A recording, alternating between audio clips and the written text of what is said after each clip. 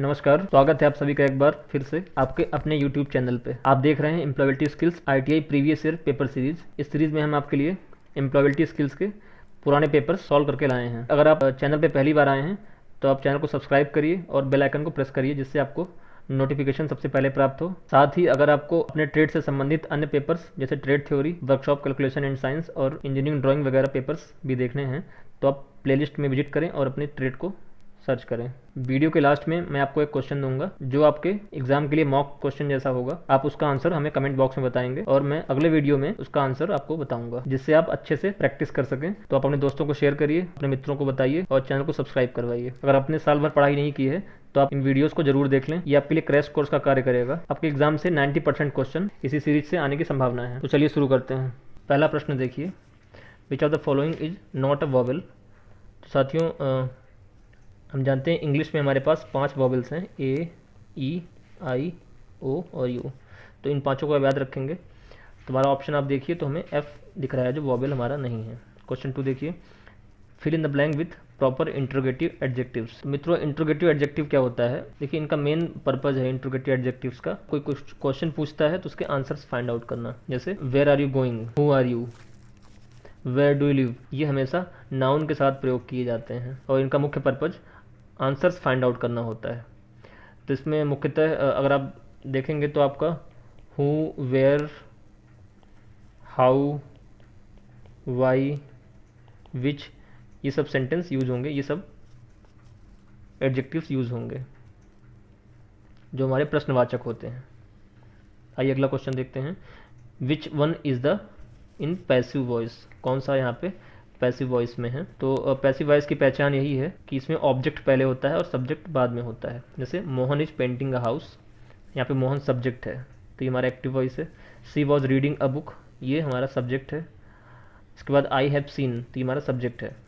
किंतु यहाँ पर देखिए, her birthday was celebrated by us, ये हमारा ऑब्जेक्ट को सब्जेक्ट के रूप में कार्य किया गया है, अतः ये पैसिव वॉइस है। तो her birthday was celebrated by us, इसका हमारा आंसर है, ये हमारा पैसिव वॉइस है। ऑप्शन ए का अगर हम पैसिव बनाना चाहें, Mohan is painting a house, तो आप देखेंगे कि ये हमारा प्रेजेंट कंटिन्यूस टेंस का है, तो इसका आपका हो जाएगा a house is being painted by Mohan, a house is being painted by Mohan.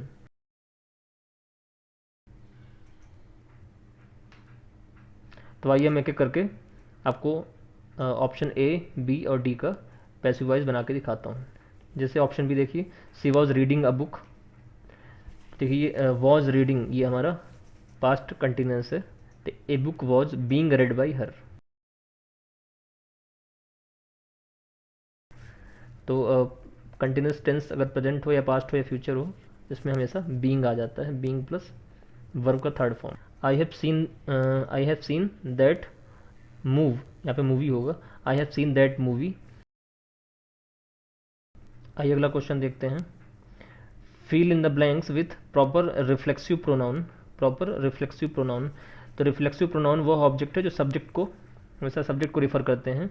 जैसे हम जानते हैं कि इस ऐसे केसेस में आई का रिफ्लेक्सिव प्रोनाउन आप याद रखेंगे, इस सब्जेक्ट को देखकर यूज़ किए जाते हैं। जैसे आई की जगह पे हमेशा माई सेल्फ प्रयोग किया जाता है, सी की जगह हर सेल्फ, ये आप नोट कर लीजिएगा, ये आपको एग्जाम में बार बार देखने को मिलता रहेगा। ही की जगह हिमसेल्फ और इट की जगह पे इट सेल्फ। हमारा क्वेश्चन है सी हैज़ हर्ट, तो यहाँ पे आपका हर सेल्फ आपका यहाँ पे सही आंसर है, हर सेल्फ। शी के साथ हमेशा हर सेल्फ आता है। क्वेश्चन 5 देखते हैं। Rearrange the following set of words. Rearrange the following set of words, rearrange the following set of words into meaningful sentence. आइए देखते हैं क्या कह रहा है। टीचर, स्कूल, वर्कड, सी, ए, एज। तो किसी भी सेंटेंस की शुरुआत करने के लिए सबसे पहले हमें सब्जेक्ट को ढूंढना होगा। तो यहाँ पे सब्जेक्ट का आप ध्यान से देखेंगे तो आपको एक सब्जेक्ट टीचर दिखाई दे रहा होगा और एक सब्जेक्ट आपके पास शी है, तो यहाँ पे मोस्ट अप्रोप्रिएट शी होगा। तो हम देखते हैं कि शी से शुरुआत कौन कौन से वर्ड्स की हैं। देखिए, जैसे ऑप्शन बी देखिए, she worked as a school teacher, ये सही लग रहा है, सी देख लीजिए। सी टीचर, ये गलत है आपका, दोनों सब्जेक्ट एक साथ नहीं हो सकते। वर्कड सी तो ये आपका गलत है, क्योंकि हमारे पास वर्ब पहले नहीं आती, पहले सब्जेक्ट आता है। ये देखिए, तो पहले सब्जेक्ट आएगा यहाँ पे, इसलिए आपका आंसर बी करेक्ट है। सब्जेक्ट आएगा, फिर आपका वर्ब आएगा, फिर आपका आगे का सेंटेंस आएगा। आइए अगला क्वेश्चन देखते हैं। Which of the following is in ordinal number, कौन सा क्रम सूचक संख्या को दर्शाता है? 220, 7th और 12th। तो ये देखिए 7th जो यहाँ पे ऑप्शन है, 7th सातवां, इसका हिंदी में मतलब है सातवां। सातवां कोई एक स्थान को दिखा रहा है, जहाँ कोई मान लीजिए आप किस स्थान पर बैठे हैं, तो 7वें स्थान पर बैठे हैं, तो क्रम को दिखा रहा है, क्रम सूचक है ये। जैसे कोई कहे 7 नंबर पे बैठे हैं, तो वो उचित नहीं है। 7वें स्थान पर बैठे हैं, तो वो क्रम को दिखा रहा है। Question number 7, which one is a don't of discussion etiquette. वार्तालाप शिष्टाचार है ये, डिस्कशन एटिक्वेट वार्तालाप या कम्युनिकेशन शिष्टाचार। तो एक दूसरे से अगर आप बात करना चाह रहे हैं, तो कौन सा इसमें उचित नहीं है? तो इसमें सबसे बेस्ट आंसर आपका, किसी से फालतू आर्ग्यू नहीं करना है, आर्ग्यूमेंट या तर्क वितर्क अननेसेसरी नहीं करना है, फालतू तर्क वितर्क नहीं करना चाहिए। जैसे ऑप्शन है देखिए, ओपन माइंडेड होना चाहिए, सही बात है। दूसरों को सुने पहले, ठीक है। हमेशा मॉडरेट टोन का प्रयोग करें, तो इसलिए आंसर डी हमारा डोंट है। अब इसके डू और डोंट आपने पढ़े होंगे। इसमें देखिए डोंट्स में आपको नर्वस नहीं होना है। जैसे एक ऑप्शन आपका ये हो गया, फालतू आपको आर्गूमेंट नहीं करना है। अगर कोई सामने वाला अपनी बात कह रहा है, डिस्कशन कोई आपस में कोई बात कर रहा है, तो उसे बीच में टोकना नहीं, रोकना नहीं है। तो ये सब कुछ हमारे डू एंड डोंट्स होते हैं, तो आप इनको अच्छे से पढ़ लीजिएगा। क्वेश्चन नंबर 8 देखिए, which one is not a conjunction. तो कंजंक्शन मतलब संयोजक होता है, संयोजक। संयोजक क्या चीज़ है? संयोजक वह चीज़ है देखिए, जो एक साथ दो वाक्यों को या दो शब्दों को मिलाता है, संयोजक कहते हैं उसे। जैसे इनमें कुछ वर्ड्स आप देखें अगर, तो आपका एंड है, बट है, आपका दो हमेशा दो वाक्यों को मिलाते हैं। ये और हो गया, बिकॉज हो गया, फॉर हो गया, नॉर, येट, ये सब कुछ कंजंक्शन होते हैं। तो यहाँ पे देखिए आपका सबसे करेक्ट कौन सा है? एंड कंजंक्शन है, बट कंजंक्शन है, और एक कंजंक्शन है ऑन, आपका कंजंक्शन नहीं है। आप उसको ध्यान रखेंगे, ऑन आपका कंजंक्शन नहीं है। क्वेश्चन नंबर 9 देखते हैं। A resume should short and precise. ये देखिए आपका यही आंसर सही है। आपका रिज्यूम जो सीवी होता है, बायोडाटा जिसे कहते हैं हम, शॉर्ट और प्रिसाइज होना चाहिए। कलरफुल का प्रयोग नहीं करना चाहिए, बहुत ज़्यादा लंबा और ज़्यादा डिटेल में सूचना नहीं देनी चाहिए उसमें, और उसमें एब्रीवेशन का और शॉर्ट टर्म्स का प्रयोग नहीं करना चाहिए। Question number 10, a computer system consist of software and program. हाँ ये रहता है। माउस एंड कीबोर्ड, हाँ रहता है। सर्किट डायग्राम, सर्किट अंदर रहते हैं। अच्छा, हार्डवेयर और सॉफ्टवेयर आपका जो आंसर है, इसमें सारा कवर हो जाएगा आपका। हार्डवेयर एंड सॉफ्टवेयर, इसमें आपका सारा कवर हो जाएगा, तो इसलिए सारा आपका अप्रोप्रिएट आंसर यही है। तो जो आपके पार्ट्स दिखते हैं, फिजिकली उपस्थित होते हैं, जिन्हें आप छू सकते हैं, उन्हें हम हार्डवेयर कहते हैं। और उसके अंदर जो प्रोग्रामिंग वगैरह है, जो प्रोग्राम्स हैं, एप्लीकेशन है, उसे हम सॉफ्टवेयर कहते हैं। तो आप इसे याद रखेंगे। तो कोई भी कंप्यूटर हार्डवेयर और सॉफ्टवेयर से मिलकर बनता है। अगला क्वेश्चन रैम देखिए, बहुत इंपॉर्टेंट है ये। रैम हमेशा पूछा जाता है। रैंडम एक्सेस मेमोरी, इसको आप हमेशा याद रखेंगे, रैंडम एक्सेस मेमोरी। और अगर मान लीजिए रोम का क्वेश्चन आता है, तो read only memory. Question number 11 देखिए, आपका ये गलत है, ये गलत है, और ये गलत है। क्वेश्चन नंबर 12 देखते हैं। Which one is a file management tool that comes with Windows. तो फाइल मैनेजमेंट टूल यहाँ पे एक ही है, विंडोज एक्सप्लोरर। कंट्रोल पैनल आपका सेटिंग्स के लिए, सिस्टम सेटिंग के लिए प्रयोग किया जाता है, आपका आंसर नहीं है। फाइल मैनेजमेंट टूल नहीं है। डेस्कटॉप में कोई फाइल मैनेजमेंट टूल नहीं है। नोटपैड में नोट करने के काम आता है, फाइल मैनेजमेंट कोई ऑप्शन नहीं है। क्वेश्चन नंबर 13 देखिए, विच इज़ अ शॉर्टकट की फॉर पेस्ट कमांड। ये पूरी दुनिया जानती है, आप भी याद रखिए इसको, Ctrl+V। जैसे कॉपी करना है, कॉपी के लिए आपका Ctrl+C होता है, और पेस्ट करने के लिए Ctrl+V होता है। ये आपका कट करने के लिए है, ये आपका सेलेक्ट ऑल करने के लिए है, ये आपका कॉपी करने के लिए। तो आप इसे याद रखेंगे। आइए अगला क्वेश्चन देखते हैं। क्वेश्चन नंबर 14 देखिए, which one of the following option shows synonyms for a word. Synonyms means होता है समानार्थी या पर्यायवाची in the MS word. MS word में आपको, आप कभी ध्यान से आप देखेंगे टाइप करते हो, तो तो ये आपका ऑप्शन ए देखिए, आपका यहाँ पर आपका जो एंटोनिम और सिनोनिम मतलब समानार्थी और पर्यायवाची दोनों को आपका ऑप्शन यहाँ पे दिखाई देता है। इसको बोलते हैं समानार्थी या पर्यायवाची। तो हमें कोई भी वर्ड आपने टाइप किया है तो उसका अगर सिनोनिम ढूंढना है तो हम थेसारस का प्रयोग कर सकते हैं, या फिर अगर आपको इसका अपोजिट ढूंढना है या एंटोनिम ढूंढना है तो भी आप इसी लिंक से प्रयोग कर सकते हैं। स्पेल चेक का प्रयोग आपका स्पेलिंग चेक करने के काम आता है। स्पेलिंग चेक अपने आप स्पेलिंग चेक हो जाती है, आपने जैसे कोई वर्ड लिखा स्पेलिंग आपकी सही है कि नहीं है तो वहाँ से चेक हो जाता है।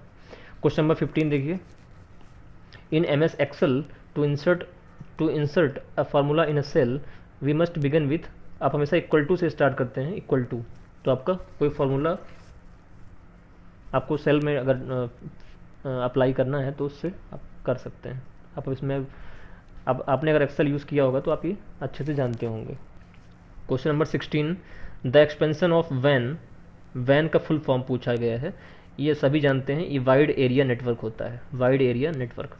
क्वेश्चन नंबर 17 देखिए, which one of the following is a web browser. Web browser देखिए यहाँ पे इंटरनेट एक्सप्लोरर हो गया, आपका गूगल क्रोम हो गया, इसके अलावा गूगल क्रोम आपके पास एक होता है एक्सप्लोरर, मोजिला फायरफॉक्स और आपका ओपेरा वगैरह, ये आपके ब्राउज़र हैं। यहाँ पे फेसबुक देखिए एक सोशल मीडिया प्लेटफॉर्म है, ये आपका आंसर नहीं है, सॉरी, आपका आंसर यहाँ पे सी है। फेसबुक एक सोशल मीडिया प्लेटफॉर्म है। आउटलुक एक्सप्रेस आपका ये ईमेल क्लाइंट है। हॉटमेल आपका ईमेल क्लाइंट है, मेल करने के कार्य आता है, कार्य के लिए उपयोग किया जाता है। तो आपका ये क्वेश्चन नंबर 17 का आंसर सी होगा। क्वेश्चन नंबर 18 देखते हैं, which one a program that infects other program by modifying them is called. ये आप जानते हैं किसी भी फाइल को नष्ट करना या ख़राब करना एक काम सिर्फ वायरस का होता है। वायरस ही वही प्रोग्राम है जो सभी फाइलों को हमारे नष्ट कर देता है या डेटा चोरी करता है या उसको क्रैक कर सकता है। चलिए, एंटीवायरस का काम किया जाता है वायरस को नष्ट करने के लिए या वायरस को रोकने के लिए एंटीवायरस का प्रयोग किया जाता है। क्वेश्चन नंबर 19 देखिए, ये आपका आंसर नहीं है, सॉरी, आपका आंसर यहाँ पे ए है। 19, विच one is the latest and effective means of modern communication. तो आधुनिक जो कम्युनिकेशन है, आधुनिक कम्युनिकेशन के लिए सबसे बेस्ट इफेक्टिव तरीका, अपनी बात को अगर आप दूसरों तक पहुंचाना चाहते हैं तो आपको ईमेल के माध्यम से सूचना करना सबसे आसान होगा। तो सबसे इफेक्टिव आजकल ईमेल है। Question 20, in face to face communication tone of voice accounts for. साथियों, इसको एक आप इसका एक नियम याद रखेंगे। इसमें एक नियम चलता है 7, 38 और 55 रूल। इसको याद रखेंगे, 7, 38, 55 नियम। तो आपका यहाँ पे 38 है आपका जो है percentage accounts for tone of voice, tone of voice आपका 38 है। 7 आपका है percentage account for spoken word, जिन वर्ड्स का प्रयोग करते हैं स्पीकिंग के लिए, स्पोकन वर्ड्स, उसका 7% क्राइटेरिया है। और 55 आपका है बॉडी लैंग्वेज, बॉडी लैंग्वेज। ये क्वेश्चन कई बार आया तो उसको आप ध्यान रखेंगे। तो आपको 7, 38 और 55 का एक अनुपात याद रखेंगे। तो फेस टू फेस कम्युनिकेशन में 7 आपका स्पोकन वर्ड और आपका 38 आपका टोन ऑफ कम्युनिकेशन और आपका 55 बॉडी लैंग्वेज को इंडिकेट करता है, परसेंटेज के फॉर्म में होता है। क्वेश्चन नंबर 21 देखिए, gesture brisk and erect walking. ये देखिए एक आपके चलने का ढंग है। इरेक्ट वॉकिंग समझिए, इसका मतलब कॉन्फिडेंस है, आप तने हुए चल रहे हैं तो आपके कॉन्फिडेंस को शो करता है। ये कुछ जेस्चर और पोस्चर आपको पढ़ने होंगे।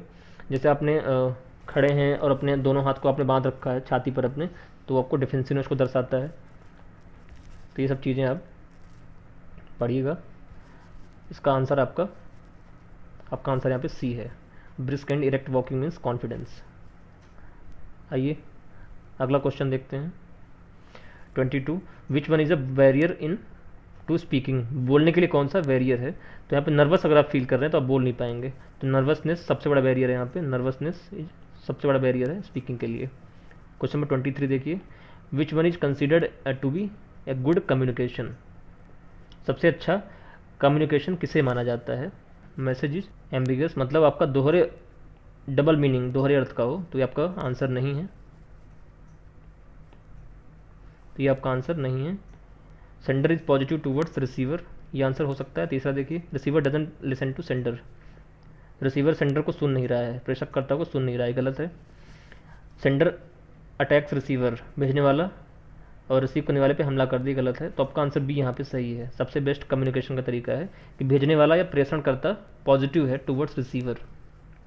क्वेश्चन नंबर 24 देखिए, मोटिवेशन इज कैटेगराइज इनटू, इसको आप याद रखेंगे, इंट्रिंसिक और एक्सट्रिंसिक होता है। मोटिवेशन इज टू टाइप का मोटिवेशन है, देखिए एक्सट्रिंसिक और इंट्रिंसिक। अगला क्वेश्चन देखते हैं, which virus infects the file of MS word.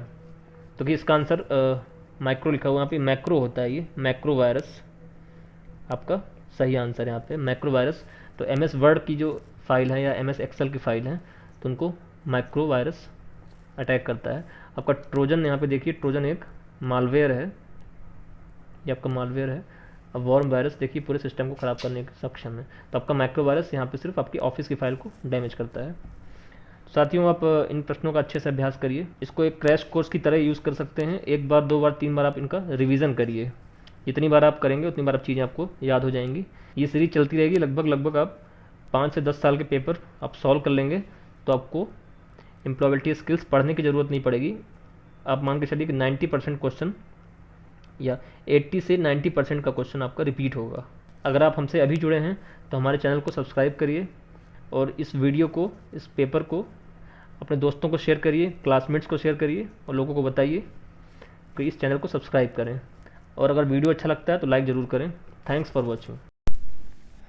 तो आज का आपका प्रैक्टिस क्वेश्चन देखिए, चेंज टू पैसिव वॉइस। हमें एक सेंटेंस दिया है, उसे हमें पैसिव वॉइस में चेंज करना है। सेंटेंस सुनिए, they are going to build a new airport near the old one. तो हमारे पास 4 ऑप्शन दिए गए हैं। A new airport going to be built near the old one. B, a new airport is being built near the old one. C, a new airport will be built near the old one. D, a new airport is going to be built near the old one. तो आप अपने answers आप try करिए और अपने answers comment box में हमें बताइए। मैं अगली वीडियो में इसका आंसर आपको बताऊंगा। चलिए वीडियो को देखते रहिए, अपने दोस्तों को शेयर करिए। Thanks for watching.